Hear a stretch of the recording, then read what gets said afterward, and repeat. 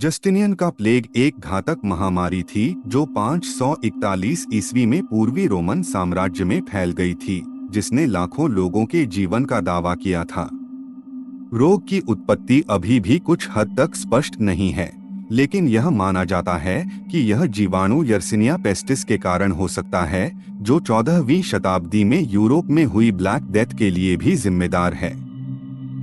ऐसा माना जाता है कि प्लेग की उत्पत्ति मध्य एशियाई घास के मैदानों या भूमध्य क्षेत्र में हुई होगी और यह व्यापार और वाणिज्य के माध्यम से फैला था। समकालीन स्रोतों के अनुसार मिस्र से आने वाले अनाज के जहाजों पर संक्रमित चूहों द्वारा कॉन्स्टेंटिनोपल में प्रकोप को शहर में ले जाया गया था। अपने नागरिकों को खिलाने के लिए शहर और बाहरी समुदायों ने बड़ी मात्रा में अनाज आयात किया, ज्यादातर मिस्र से। मिस्र में चूहे की आबादी सरकार द्वारा बनाए गए बड़े अनाज के भंडारों से भर गई और पिस्सू भी पनप गए। यह रोग अत्यधिक संक्रामक था और मुख्य रूप से पिस्सुओं से फैलता था जो चूहों को संक्रमित करते थे। जहाजों और बंदरगाहों पर चूहे आम थे और इसलिए यह बीमारी व्यापार मार्गों और घनी आबादी वाले शहरी क्षेत्रों में तेजी से फैलने में सक्षम थी। जिस गति से यह बीमारी फैली वह हैरान करने वाली थी। बीजांटिन साम्राज्य में अपनी प्रारंभिक उपस्थिति के कुछ महीनों के भीतर यह पूरे साम्राज्य में फैल गया था और इटली, स्पेन और उत्तरी अफ्रीका तक पहुंच गया था। वर्ष के अंत तक रोग पूर्व में फारस तक और उत्तर में काला सागर तक पहुंच गया था।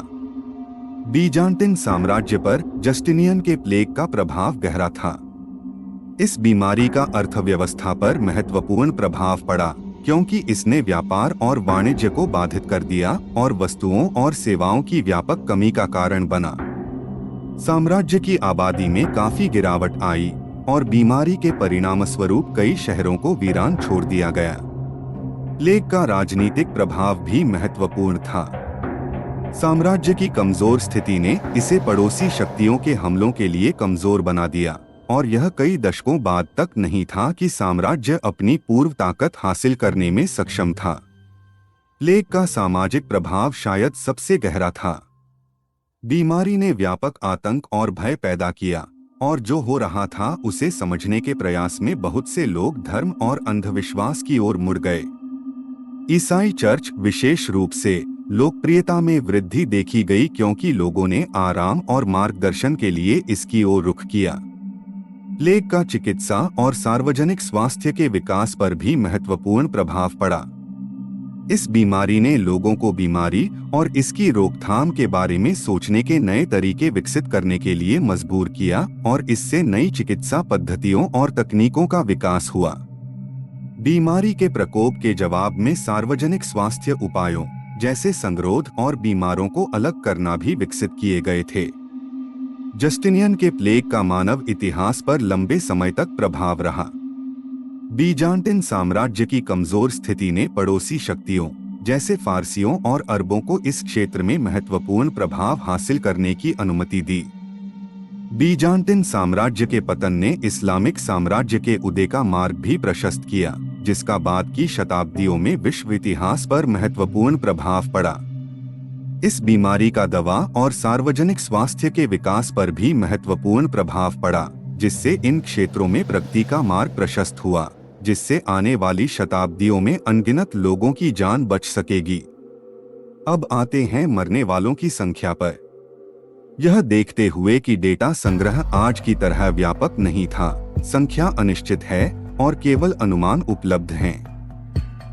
कुछ आधुनिक विद्वानों का मानना है कि महामारी के चरम पर प्लेग ने कॉन्स्टेंटिनोपल में प्रतिदिन 5000 लोगों को मार डाला। एक दृष्टिकोण के अनुसार प्रारंभिक प्लेग ने अंततः शहर के 40% निवासियों को मार डाला और पूर्वी भूमध्य सागरीय मानव आबादी के 1/4 तक की मृत्यु का कारण बना।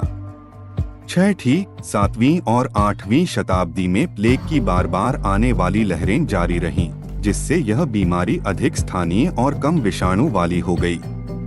अंत में जस्टिनियन का प्लेग एक विनाशकारी महामारी थी जिसका पूर्वी रोमन साम्राज्य और समग्र रूप से मानव इतिहास पर महत्वपूर्ण प्रभाव पड़ा।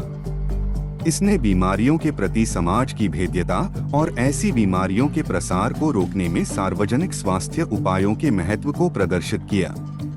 उस समय के राजनीतिक, सामाजिक और आर्थिक परिदृश्य पर बीमारी का दीर्घकालिक प्रभाव इसके महत्व का एक वसीयतनामा है और यह महामारी के सामने तैयारियों के महत्व की याद दिलाता है। देखने के लिए धन्यवाद।